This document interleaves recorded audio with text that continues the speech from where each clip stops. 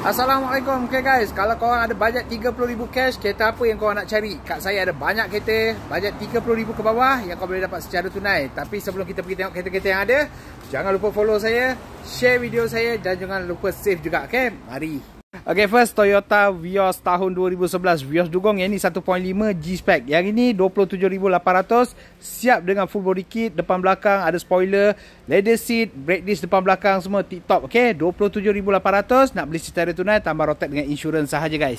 Okay, lepas tu kita ada ini Civic FB 1.8 2013. Yang ini pun dah siap dengan full body kit dah. Ada sekali dengan spoiler. Yang ini dia bukan leather seat sebab dia 1.8. Dia pakai fabric saja.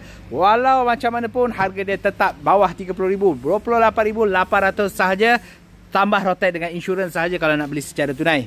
Lepas tu saya ada sebiji GM6 tahun 2014 1.5 E-Spec. Kalau yang ini harga pun murah sahaja guys, 28,800 campur rotek dengan insurans sahaja, dah siap dengan full body kit, sport rear aftermarket semua guys.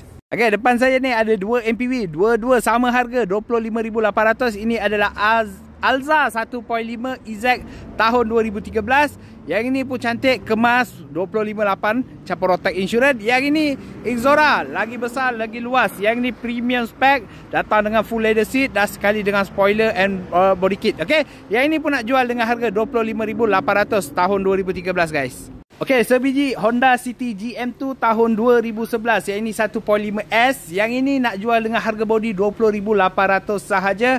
Tip-top condition, kereta yang paling jimat minyak. Ini adalah kereta favourite saya.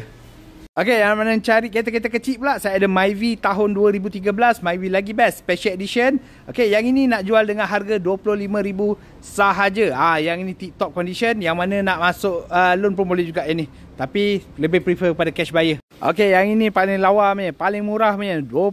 Tak sampai 20,000 pun, 15,800 sahaja. Vios Katak tahun 2006. Kereta sangat-sangat cantik, dah siap dengan full body kit, sekali sport rear aftermarket.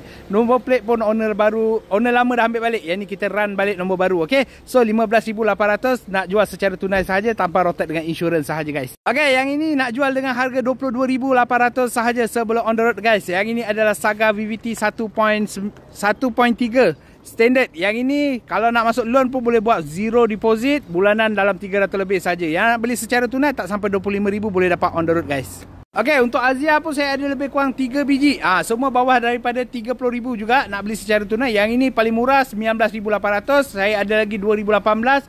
Yang itu nak jual dengan 25,800. Dengan 2021 yang itu nak jual dengan 29,800. Kalau nak dapat detail kereta-kereta Azia, Wasabi dengan saya. Nanti saya hantar gambar dengan detail dalam Wasabi, lebih mudah. Okay, last kali kita ada Brezza tahun 2018. Yang ini nak jual dengan harga body 29,800 sahaja. Kalau rasa berminat nak beli secara tunai campur rotek dengan insurans, mungkin lebih 30 lebih sikit lah. Okay, so guys, kalau nak dapatkan detail kereta-kereta yang saya tunjuk lebih tepat, lebih sempurna, lebih fleksibel dengan gambar-gambar yang lebih, boleh tekan back biru dekat bawah ataupun boleh pergi ke profile, klik link dekat profile Wasabi dengan saya untuk kita bincangkan harga on the road. Okay, so nak mencari kereta-kereta terpakai yang cantik, yang berkualiti, boleh roger saya di MAF Auto. Okay, calet guys.